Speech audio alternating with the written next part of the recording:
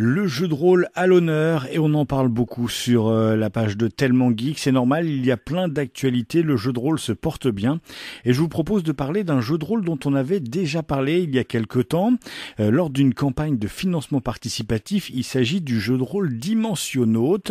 Et nous allons le faire avec son auteur Patrice Mial. Bonjour Patrice. Salut Xavier. Alors Dimensionautes, dans le nom, il y a nautes, on a l'habitude maintenant, ce sont les voyageurs, comme dans Cosmonautes, Spationautes ou Thanatonautes chez Bernard Weber. Dimensionautes, ce sont les visiteurs des dimensions, c'est ça le pitch un peu de ce jeu de rôle ? Voilà, exactement. En fait, tu as cité tout ce qui m'a inspiré en fait pour concevoir le nom du jeu de rôle. Et puis après, la deuxième raison est que, en tant que rôliste, j'aime bien tous les univers proposés par ces jeux d'imagination. Et du coup, j'ai essayé de tous les réunir dans ce jeu à la caractéristique spéciale, c'est que les personnages peuvent se promener d'un monde à l'autre comme ça, grâce à leur talent et grâce à certains objets technologiques qui ont été découverts depuis qu'on s'est aperçu que ces dimensions ont des faiblesses et qu'elles communiquent les unes entre les autres. Et donc, les personnages vont essayer de les isoler pour peu qu'il y ait de problèmes justement de coexistence entre ces mondes différents. Alors une campagne qui avait fonctionné pour les règles de base. Vous avez mené d'autres campagnes pour les extensions. Il y a eu une première extension autour du médiéval fantastique et la deuxième extension qui vient de sortir ce 27 février est plutôt steampunk. Vous pouvez nous évoquer ces deux extensions ? Oui, bien sûr. Alors la première extension, elle parle d'une des 5 dimensions qui composent l'univers du jeu et qui est un univers médiéval fantastique où on y retrouve des elfes, des orques, des nains, toute la panoplie des personnages d'Heroic Fantasy qu'on peut trouver dans les jeux de rôle de ce type. Il n'y a pas d'humains par contre sur ce monde-là, c'est vraiment que des créatures fantastiques qui utilisent la magie, qui n'ont aucune connaissance en technomagie, en technologie non plus, et qui vivent dans un monde empreint de féerie. Et donc l'extension Mystica est donc disponible en impression à la demande. Et là aujourd'hui, celle qui est disponible, c'est Hétéros. Donc cette extension parle essentiellement d'une deuxième dimension qui est à mi-chemin entre la magie, parce que il y a quand même quelques connaissances ésotériques et mystiques de certains pouvoirs, on va dire, qui font la particularité de cette dimension, et aussi quelques balbutiements de la technologie, d'où l'univers steampunk qui ressemble un petit peu à ce qu'on peut imaginer dans l'apparence de notre France du 19e siècle, on va dire.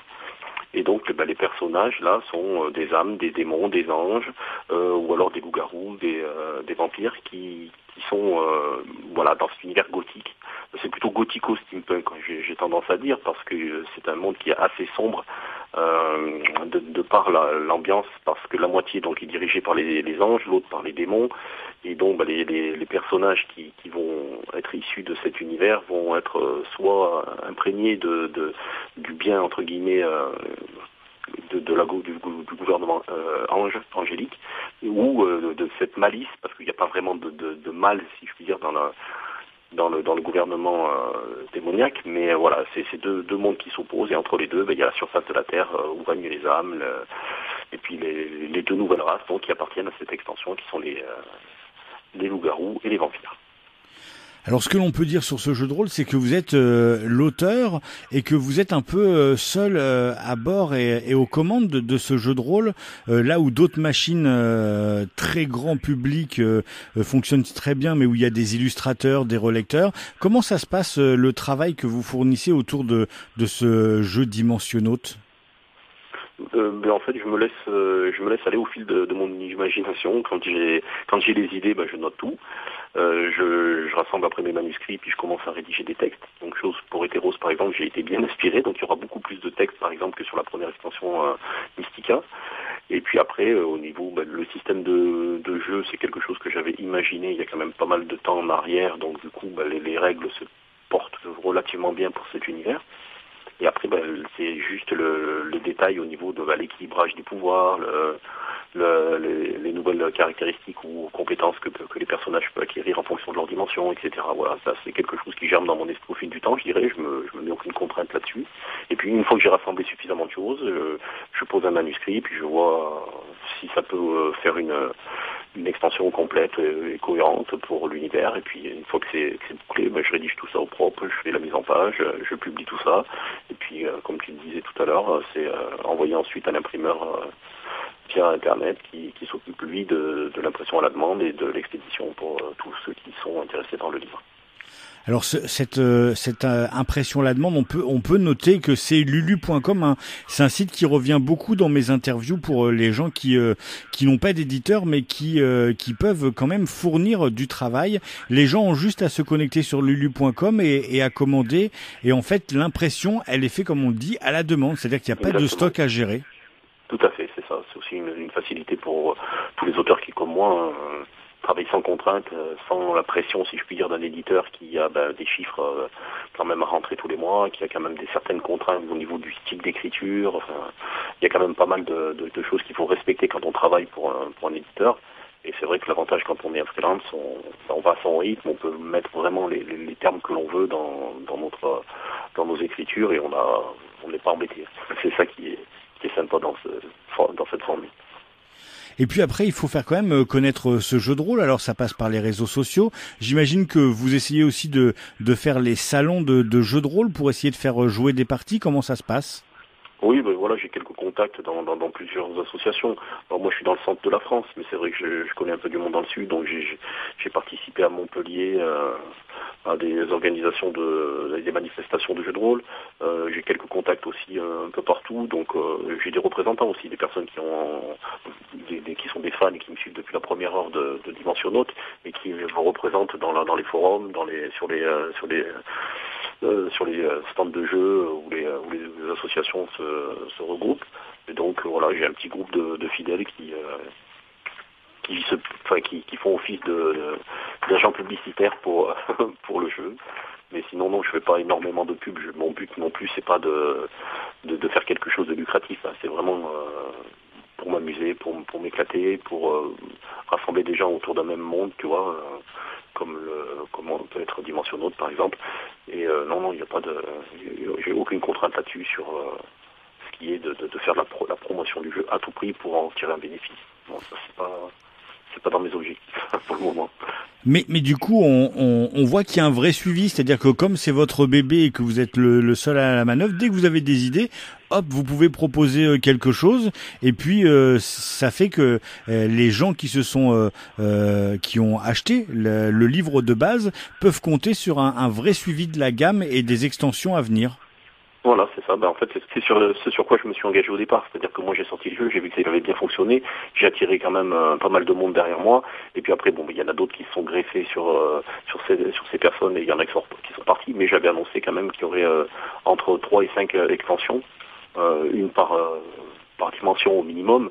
Et c'est vrai que vu que les idées arrivent et que j'ai toujours des personnes qui me sollicitent pour faire d'autres scénarios, pour faire telle ou telle création pour évocation pour les races. Donc c'est vrai que ça m'a donné quelques idées et j'avance comme ça. Après, une fois que tout l'univers sera épuisé, il n'est pas dit que je passe pas à autre chose. Mais là, pour le moment, c'est vrai que ça me coûte bien.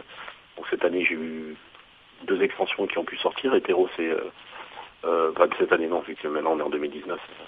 Hétéros contrat pour 2019. Mais c'est vrai que j'ai sorti beaucoup Mystica et Hétéros. Et là, les prochaines, je ne saurais pas dire sur quoi je vais l'orienter. Est-ce que ce sera dans l'ordre ou alors est-ce que je vais passer directement sur Exomonde ou Westland? Ça, pour le moment, j'ai encore rien de formel là-dessus.